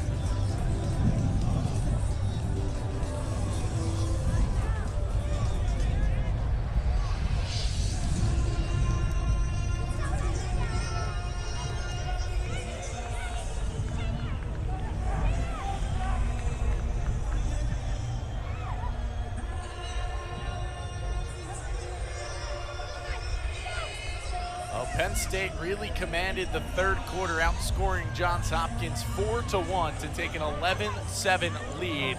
And Hayden, felt like a lot more lanes and alleys added up that time, or in that third, for Penn State than they did in the first half. Yeah, they did a much better job of just moving the ball and taking good shots. It wasn't forced shots like we were seeing for the beginning of the game, and really in the second quarter, though, it's just they didn't have the ball that much. This is the Penn State offense that Jeff Tambroni's come to expect. But when they get to their spots, they're very dangerous. Their one issue is shot selection and placement. Ball still free from the opening face-off here of the fourth, and it's eventually picked up by Quentin Kilrain. He just keeps it in bounds, and Ross finally gets a hold of it, gets it to Frassian. Much to the pleasure of this Penn State crowd. You see Frassian on your screen. First a stoppage. Not quite. Far side ref blew it down. They were counting numbers, not quite sure what they're pointing at. I think everything's going to clear up here. It's going to be Penn State ball on the clear once again.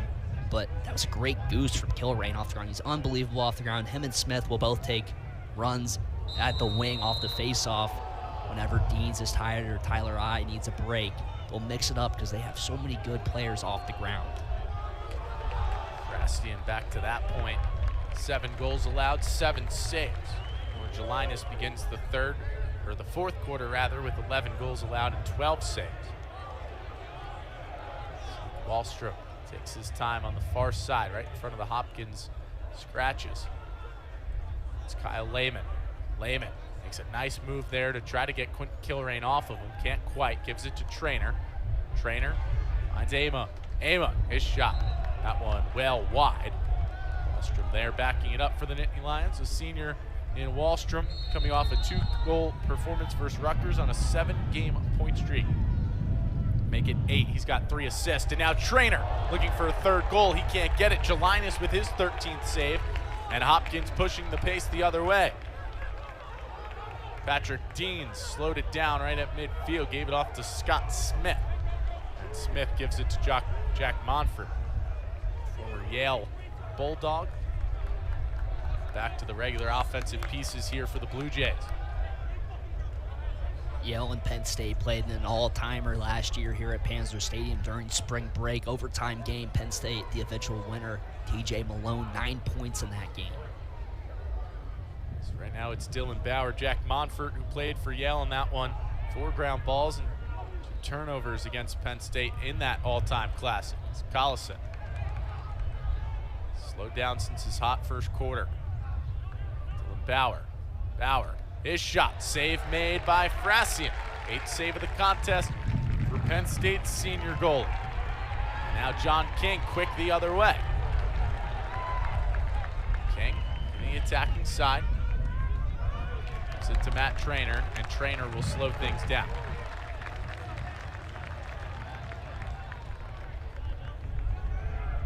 Long, taking his time. Midfield. Trainer, play a little catch. Now over to Ryan DeRocco, the Army transfer. Fun little nugget on John King. His dad, Jeff King, played at Hobart with Jeff Tambroni back in the early 1990s. If you want to talk about coaching relationships here, as that one goes in favor of Johns Hopkins. Penn State's offensive assistant coach, offensive coordinator John Haas, his father, spent a couple years as the head coach here with Johns Hopkins.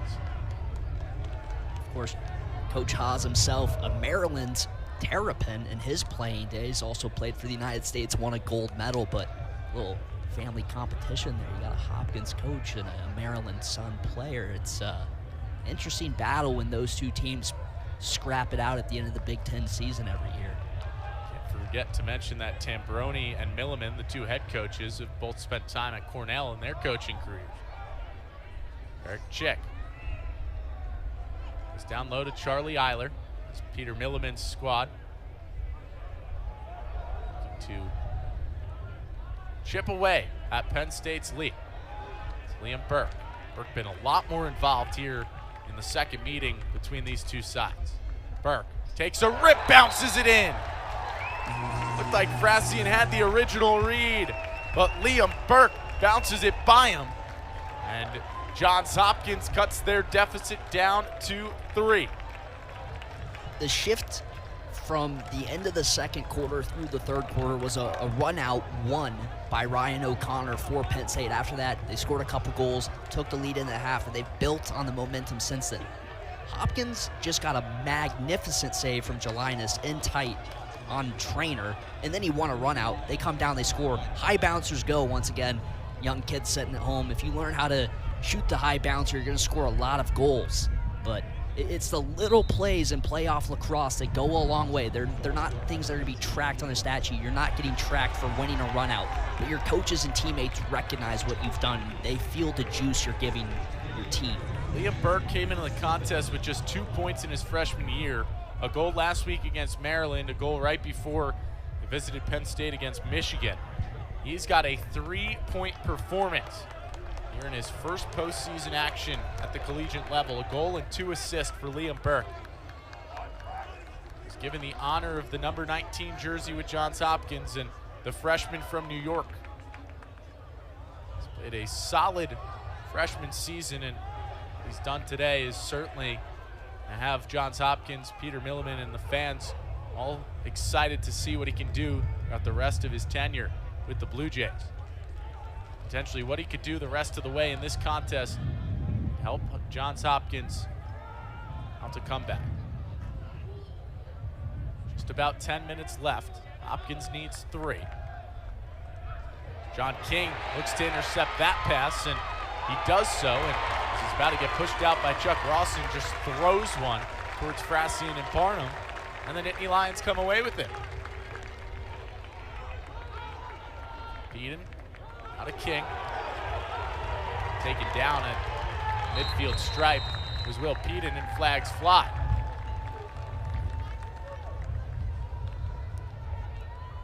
Sorry, that's Will Costin. That was the one taken down at midfield. And pushing the back there, looked like Carlson. He'll probably head over there to the sideline, serve some time. Looking like just a technical called there from the officiating crew. Gonna be a push in the back, 30 seconds on Carlson. So Penn State gonna have to work a quick man up here. A thing to note with that 19 number, Penn State obviously the number 11 and 16 big for their program. For Hopkins, the number 19 was assigned to Jeremy Huber in the fall of 2014, less than 2 weeks prior to the start of what would have been his freshman season in 2015. He passed away suddenly from complications of pneumonia. Nobody wore the number until 2019, and since then it's been dished out, except for 2021, nobody wore it. Burke, honorary freshman who gets to wear that number. That's important to the Hopkins community. He's lived up to that honor in his freshman year. So now it's Penn State. Lehman! Oh my goodness! Falling down, turning around, Kyle Lehman with his 4th goal here in the quarterfinal of the Big Ten tournament. Wow. He had 5 against Yale up in New Haven back in March, and it was an explosive game for him there. That was the game Matt Traynor got injured in and actually didn't complete the game. Didn't play the next week against Cornell, the #1 team in the country. Penn State beat him, but right there, Kyle Lehman, it's beautiful ball movement across the box, the entire man up for Penn State. Then he gets it on that far lefty wing side, down low, close to the crease, contorted his body, which just shows the core strength you need as an attackman if you want to go to the crease like that. Unbelievable finish from the sophomore. Now Penn State leads 12-8. Any combined goals between these two sides. Still 9 minutes to go in the contest. Again, winner goes to play #2 Maryland on Thursday up in Ann Arbor. The winner of that game will head on to Big Ten tournament final.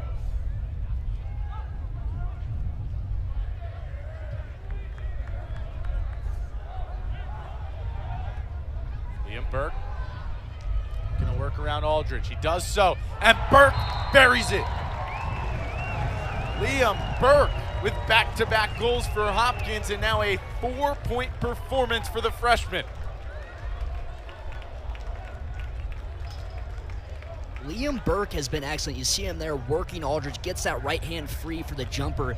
Almost a moving screen there from Parnham coming across the face of Frasian, which forces him to react late, which is why he can't catch up to that shot. But Burke's a guy that plays the wing on faceoffs, picks up a ton of ground balls, plays all the time. Here's the Lehman goal from before. You see him contort his body working away from Smith to put that stick side low on Jelinas. But Burke's a guy that's just been all over the field, all over the stat sheet today. And if he continues to grow throughout the playoffs, if Hopkins wins this game, he's a guy that can take over and be a big-time player down the stretch. They lose here, their season's ultimately pretty much done, 99% I'd say, but he's a guy going into next year you really like, and he's similar to that of Patrick Hackler, one of the captains of this Hopkins team. Went down with an ACL injury a few weeks ago, was a captain at Yale, and when he stepped onto Yale's campus at his freshman year, people told head coach Andy Shea that he would be a future captain of his team. Lo and behold, captain at Yale, now a captain here at Hopkins as well. Hopkins right back with possession. Still plenty of time in this contest. Make a comeback. Right now it's being carried by the freshman in Liam Burke.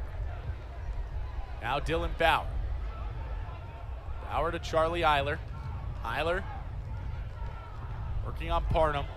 Sent down to the ground, ball comes free, and it's picked up by Kevin Parnham. Really solid day for Kevin Parnham, causing another turnover, and now Parnham late shove that time from Bauer.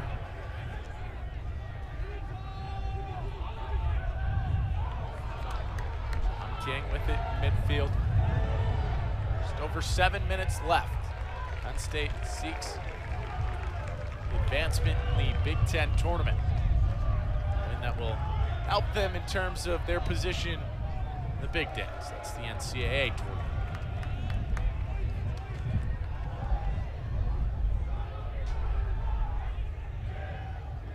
Long taking time. This is where you're probably going to see Penn State milk a lot of the shot clock. But Long goes in and he buries it. Top corner past Jelinas. Ethan Long, his second goal of the contest, had the first one for the Nittany Lions, and now he has the 13th one, and the Nittany Lions lead 13-9. That was an unbelievable shot from Long coming up the hash there. Off stick once again. Penn State continuing to shoot off stick on Warren Jelinas. It's what they didn't do against Princeton, against Ohio State, and against Maryland. You got Ryan Croddick, Logan McNaney, and Caleb Fyock, those three netminders who are all unbelievable. They couldn't solve them because they kept shooting stick side, but they've learned, they've studied, they've watched the film, and they know we have great shooters on this team this year. They can do a lot of great things for us, but they've got to shoot off stick on these goalies, shoot to where their weaknesses are. Violation that time, the face-off. Jack Monfort Callahan the win, and Montfort the ball for Johns Hopkins. You mentioned Caleb Fayok, probably watching the other quarterfinal game at the moment. Michigan and Rutgers, 4-seeded Wolverines, 5-seeded Scarlet Knights, currently tied at 5. Still plenty of time left in the opening half of that contest. Two excellent goalies in that game, too. Hunter Taylor and Carden Stoller. Stoller played very, very good in his second campaign for Rutgers. As now Chick moves in. Chick finds Ayers, and Ayers finds the bottom corner on Frasian. Jimmy Ayers with his 8th goal this season. And Johns Hopkins not going away just yet. And it's another great feed after working the ball down low. Hopkins able to work off ball once again. This time it's Ayers, but Penn State's defense, they love to collapse down low. They love to try and force turnovers. They're top 10 in the nation in cause turnovers per game, the best in the conference almost. But right there, it's another late slide from the defense because too many bodies collapsed in tight. Ayers doesn't need much space like many of the Hopkins players on the offensive side of the field, and he buries that one. He's off that time for Penn State and made a switch the way of Johns Hopkins. Baldwin is on the sideline, has his stick. Mullen's a guy who hasn't really taken many faceoffs, was the #1 faceoff recruit in the class of 21, went to UNC, didn't win that job, transferred here to Penn State, was back and forth with Baldwin for a couple seasons, but now has seemingly become the third man with freshman Reed Gills working his way in the lineup behind Baldwin. Reed Gills had that really nice performance, winning 8 of 9 against Michigan, earning himself a place on the National Team of the Week, as Penn State was able to come from behind against the Wolverines. Jimmy Ayers, fresh off his goal, working against DeBartolomeo, passes it off up top to Bauer. Bauer to Chick. Chick moves in, looking for a feed out in front for Collison. It's on the turf. Collison picks it right back up. Collison, his pass, deflects. Chick ends up finding a pass that time to Eiler. Flag flies. As now that pass is picked off by Will Costin. We will figure out exact ruling on the flags that flew right in front of Jack Frasian. Looks like be on Penn State. See it again out front. It's on John King.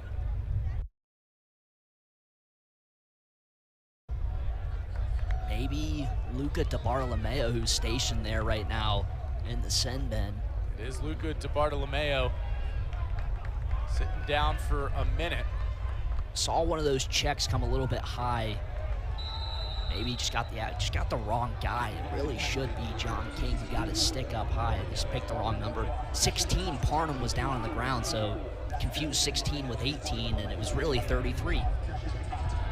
It's now 16 for Johns Hopkins, which is Collison took a shot that ricocheted off the leg of a Penn State defender. Man up opportunity. Good chance for Hopkins to cut this lead down to 2. Collison off to English. English back to Collison. He buries it.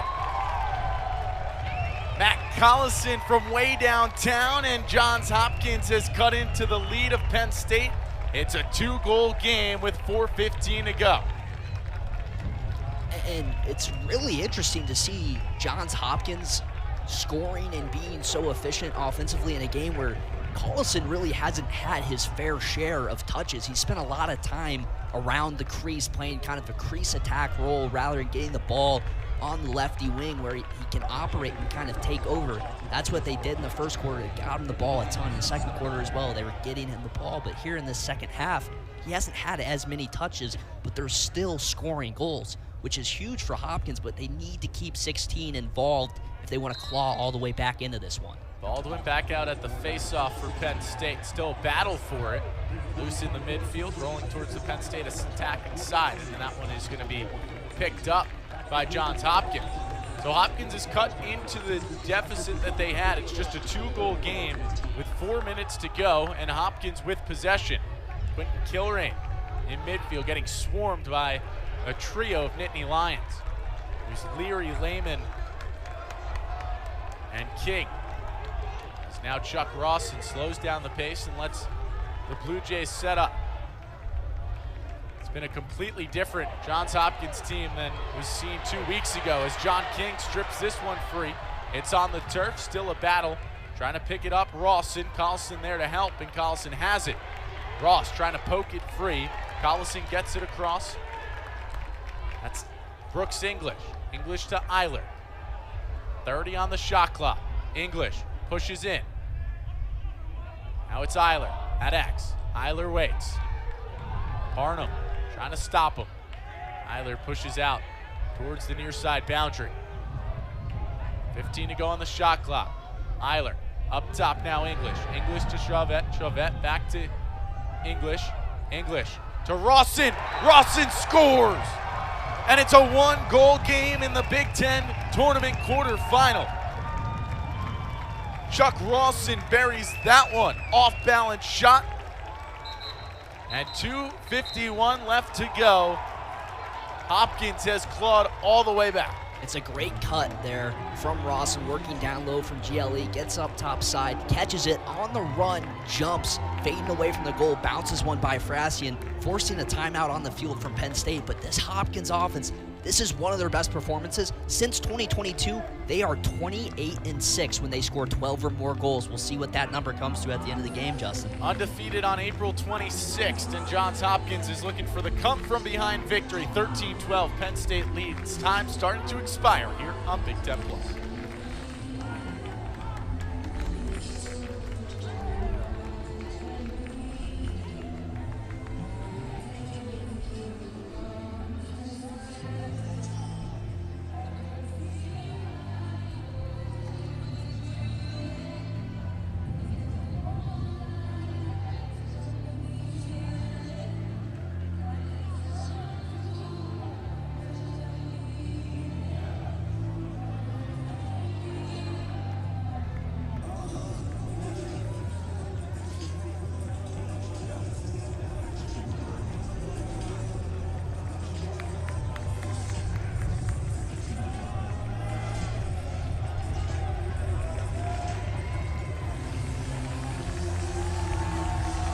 Johns Hopkins with their best offensive performance, 12 goals, matches what they last did against Navy back on March 15th.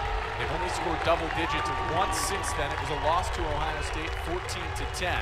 And a big reason why they've been able to have so much success today is Chuck Rawson, who has now started 5 consecutive games for Johns Hopkins, and over that stretch aided 7 goals, 4 assists, and 11 total points as Johns Hopkins comes away with possession off the faceoff. Logan Callahan's starting to get hot too. That's a big thing for Hopkins. It can be make it, take it in lacrosse. It's a game of runs. If you have a face-off guy that's heating up, they can completely turn the tide. 150 seconds remain. The first game of the Big Ten tournament. Chuck Rawson, 5 points today. Rawson feeds it, and that shot from English goes well to the sideline. Closest to it, Collison, so possession maintained by the Blue Jays. Just a note, Callahan and Hopkins have won 7 of the 8 face-offs in this fourth quarter. Complete domination right now. Possession started to favor the Blue Jays when it's mattered most. Trailing by as many as 4. It's just a 1-goal game, and it's Matt Collison with possession against Alex Ross. Passes it up top, Hunter Chauvette. Chauvette to English. English, a couple yards away from Parnham. Now it's Chuck Rawson. Rawson working around Aldridge. He's pushed down. Ball comes free. It's picked up by Costin. Will Costin. Pass behind him to Aldridge. It's down in the turf, but nobody around to contest. They're going to blow the whistle on the field. Chuck Rawson, he's banged up. It's something lower body. It was when he was running across the top of the box there, sweeping across, came up hobbled, being helped to the sideline now. You'll see it almost looks like a hyperextension right there when he planted. Something in that right leg, immediately went to grab it. He's walking off now with the training staff. That's a guy, Hopkins wins this game, they need him down the stretch. He's proven it, right? 11 points in the last 5 starts. He's got 5 points here today, this afternoon, against an excellent Penn State defense. He's walking off under his own power a little bit better now, but that's not something you want to see if you're Hopkins and Pete Millman on that sideline. It's a very important player and a very good player, another one of those Lawrenceville guys. Training staff helps Rawson off, who's jogging on the far sideline. Matt Trainer has possession for Penn State. 95 seconds remain. Trainer has 75 on the shot clock, so Penn State can take this down to about the final 20 seconds of the contest. Jelinas abandons net. They're trying to double the ball. Every single time somebody has it, it's going to be a double team. Hopkins trying to force a turnover here. Right now the double's on Ethan Long.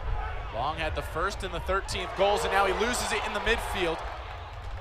Somehow manages to get it back, and now a flag flies. Lehman comes away with it. Penn State will go man up. 60 seconds to go. And that may have just sealed it for the Nittany Lions. Yeah, that flag, it pretty much seals it. There's 2 down. Both refs saw something there, but Penn State can just kill the rest of the shot clock here. 30 seconds on it, and then kill the rest on the man up. 6v5. Hopkins going to go back to the double team here, try and force a turnover. Get a chance maybe, but we'll see. Jack Amon, he's going to take the shot at the empty net, and it hits off the iron. Shot clock resets. Trainer looking to pick it up, and Johns Hopkins will, and flags down, so a stoppage. That's almost better for Penn State, and I say that because of where the faceoffs are in this quarter. Logan Callahan has won 8 of the 9, or 7 of the 8, apologies. So there's a foul there. It's coming right there. A slash from Smith right off the cross, or right off the dome there of Ethan Long, but Jack Amon hitting the post right there potentially saves Penn State. They score a goal, there's no man up. Callahan wins a faceoff, they go down, score quick, he wins another, they score again, it's a tie game again. So that's really the most fortunate bounce of the season for Penn State up to this point. Johns Hopkins, Peter Milliman, he will take a timeout. Nittany Lions lead by 1, 27 seconds to go. An exciting end to the Big Ten tournament quarterfinal coming up here on Big Ten Plus.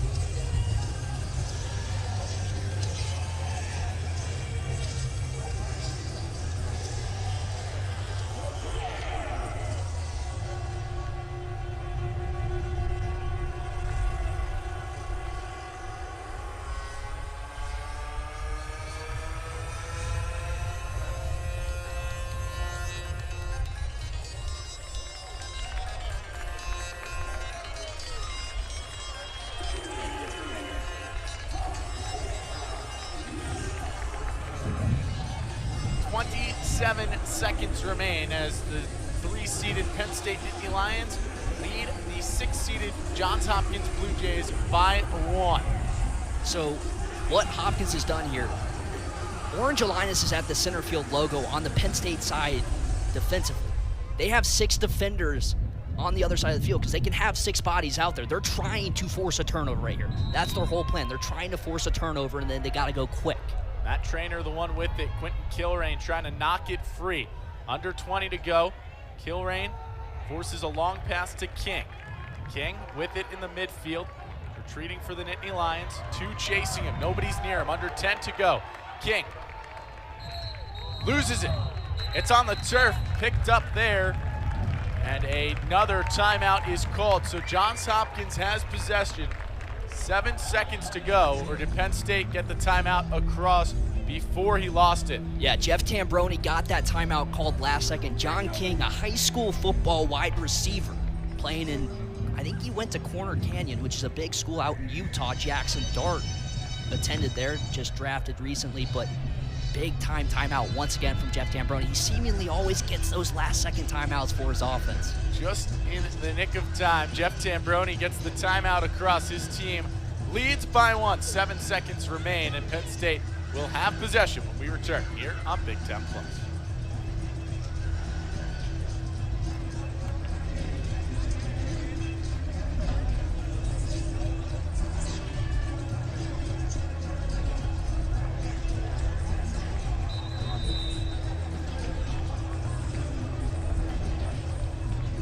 Back at Panzer Stadium, Justin Chevallella joined alongside Hayden Lewis for what has been an exciting first game of the Big Ten tournament. Penn State is man up. They lead 13-12, and because of the heads-up timeout by Jeff Tambroni, it's possession to Matt Trainer. Trainer will continue to backpedal, under 5 to go. Trainer loses it on the turf, but time is going to expire, and the Nittany Lions survive what was a valiant comeback effort from Johns Hopkins, and the Nittany Lions advance to the Big Ten tournament semifinal. On one side, it's pure excitement there in the Nittany Lions huddle. On the other side, it's agony. It's the sadness for some of those guys on that Hopkins side, playing their final lacrosse game ever in their career, their final game of their collegiate career as well. Some of them will move on to the pro level as they hope, but this is a Hopkins team. They'll be back. A lot of young faces in that lineup that did a lot of great things today, including Chuck Rawson, Matt Carlson, Liam Burke, all those guys. They're a team. They'll be back, and this is just an off year for them where they had to deal with a bunch of injuries they weren't really expecting to deal with at the start of the season. It could have been a much different year for Johns Hopkins this season. Johns Hopkins falls to 6-8 overall, 0-6 in conference play. Their season ends in Happy Valley despite a comeback effort that saw Johns Hopkins outscore Penn State 5-2 in the fourth to make it a one-goal game, but it was Penn State surviving at the end. Kyle Lehman leading the way for the Nittany Lions with 5 points on 4 goals and an assist.